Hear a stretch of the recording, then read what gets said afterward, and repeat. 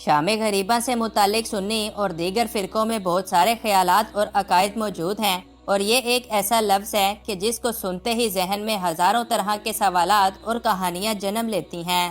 شام غریبہ کیا ہوتی ہے؟ شام غریبہ میں اہل تشیع حضرات آخر کیا کرتے ہیں، اور کیا واقعی اس شام شیعہ لڑکے اور لڑکیاں اکٹھے ہو کر ایک بند کمرے میں وقت گزارتے ہیں؟ آج کی اس ویڈیو میں ہم شام غریبہ کی حقیقت سے متعلق چند اہم معلومات کو ڈسکس کریں گے۔ شام غریبہ یا غریبوں کی شام 10 محرم الحرام کی رات کو کہتے ہیں کہ جب شیعہ حضرات بڑے پیمانے پر ایک امام بارگاہ میں بند ہو کر غم حسین مناتے ہیں۔ اس رات کے حوالے سے بہت ساری باتیں سننے کو ملتی ہیں، جن میں سے سب سے مشہور یہ بات ہے کہ 10 محرم الحرام کی رات تمام اہل تشیع حضرات اپنی امام بارگاہوں میں اکٹھے ہو جاتے ہیں، جن میں مرد و خواتین کی ایک بڑی کثیر تعداد ہوتی ہے۔ جب تمام لوگ امام بارگاہ کے اندر چلے جاتے ہیں تو اس کے دروازے کو تالا لگا دیا جاتا ہے۔ اس کے بعد اندر ایک شیعہ عالم مجلس پڑھتا ہے۔ مجلس کی آخر میں تمام لائٹیں بجھا دی جاتی ہیں، اور پھر آخر میں مرد و خواتین مل کر اس امام بارگاہ کے اندر شرمناک کام سر انجام دیتے ہیں۔ اس کام کے نتیجے میں پیدا ہونے والے بچے کو پھر شیعہ ذاکر بنا دیا جاتا ہے، مگر حقیقت میں یہ تمام باتیں اور کہانیاں دراصل ایک جھوٹ اور نہایت گندا بہتان ہے، اور حقیقت میں یہ تمام باتیں بالکل من گھڑت اور کافی فضول ہیں۔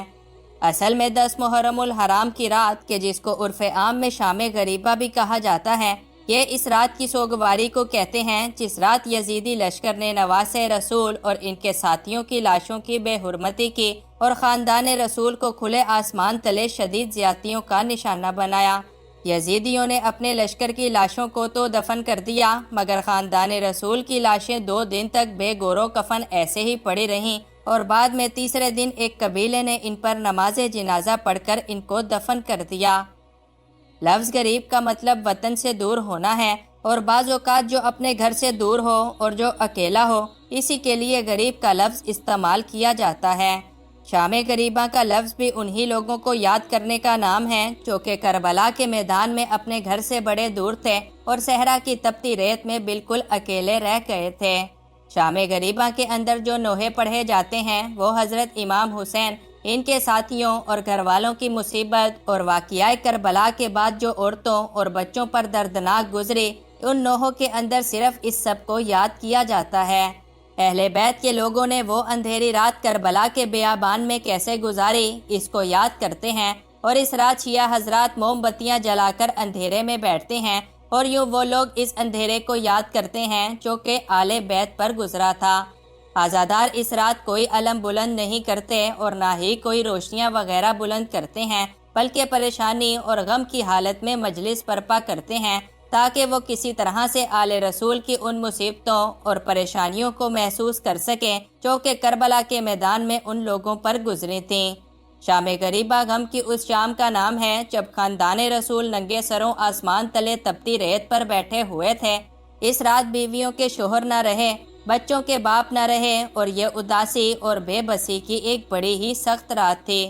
یہ رسول اللہ صلی اللہ علیہ وآلہ وسلم سے محبت کرنے والوں کے لیے رونے اور دشمن رسول کے خوش ہونے کی شام تھی۔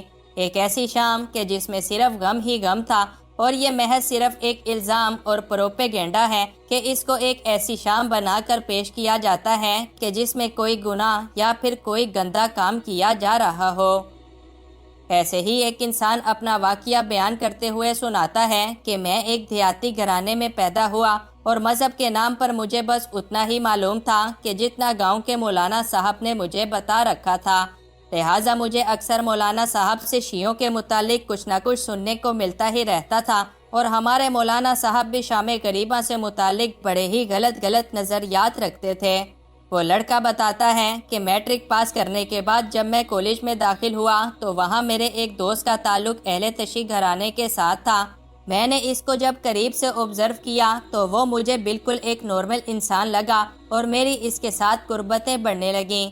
دن گزرتے گئے، اور ایک دن ہم دوست بیٹھ کر باتیں کر رہے تھے کہ وہ لڑکا بھی ہمارے پاس آ کر بیٹھ گیا۔ میں نے گاؤں کے مولانا صاحب سے سنی ہر بات اس لڑکے سے پوچھنا شروع کر دی۔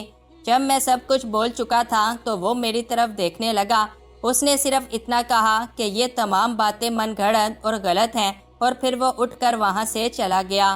اس کے بعد کالج میں ہم لوگ کبھی کبھار مل لیتے اور سلام دعا بھی یوں ہی جاری رہتی تھی۔ ایک دن اس نے مجھ سے کہا کہ محرم الحرام کا مہینہ آ گیا ہے، کیا تم حقیقت معلوم کرنا چاہتے ہو کہ شام غریبہ میں اصل میں کیا ہوتا ہے اور لوگ اس کے بارے میں کیا کیا ذہنیت رکھتے ہیں؟